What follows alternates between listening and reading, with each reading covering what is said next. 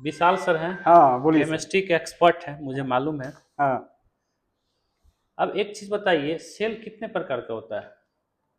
कौन सा सेल जानना चाह रहे हैं? ये जो केमिस्ट्री में जो सेल यूज होता ओ, है, इलेक्ट्रोकेमिकल सेल में। बायोलॉजी में तो नहीं जा सकता ना अच्छा, केमिस्ट्री। इलेक्ट्रोकेमिकल सेल का बात कर हाँ रहे हैं। हाँ। ओ, जब सेल हम लोग जब बढ़ाते हैं तो बेसिकली दो ही है, एक डिस्चार्जिंग सेल है, एक चार्जिंग सेल है।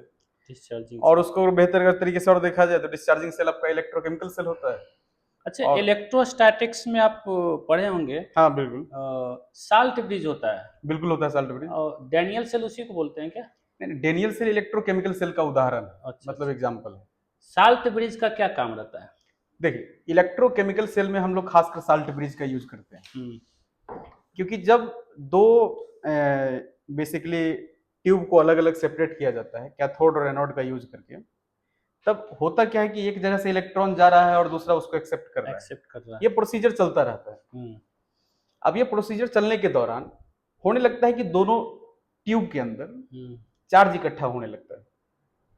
एक्स्ट्रा, किसी में एक्स्ट्रा मान लीजिए पॉजिटिव चार्ज डिसिपेट हो रहा है, किसी में एक्स्ट्रा नेगेटिव चार्ज हो रहा है। डेंसिटी एक हाँ, तरफ बढ़ बढ़ जाता जा है। रहा है, बढ़ने लगता है। तो तो इसको मिनिमाइज करने के लिए हम लोग यूज करते हैं बेसिकली साल्ट ब्रिज का। बैलेंस करने के लिए हाँ कर हाँ, सकते हैं। बेसिकली इसी में साल्ट ब्रिज का यूज होता है। अब देखिए, ये सेल, ये भी तो एक सेल है। हाँ बिल्कुल सर। इसमें साल्ट ब्रिज का क्या यूज है, कहाँ यूज है, नहीं हमको नहीं, तो ये इसमें साल्ट ब्रिज का यूज इसलिए नहीं क्योंकि ये इलेक्ट्रोकेमिकल सेल है नहीं।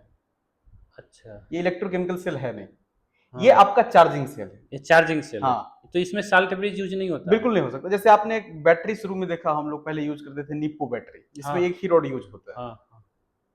तो वहां पे चार्जिंग सेल का ये डिस्चार्जिंग सेल का कॉन्सेप्ट लगता ही नहीं है। हाँ, यहाँ पे अगर देखिएगा तो एक रॉड होता है बीच में। बीच में हाँ रॉड हाँ, होता है। एक रॉड होता है। हम्म। अब मान लीजिए एक बार इसको चार्ज कर दिया गया, ओके ओके। मतलब इसमें पोटेंशियल डाल दिया गया। ओके।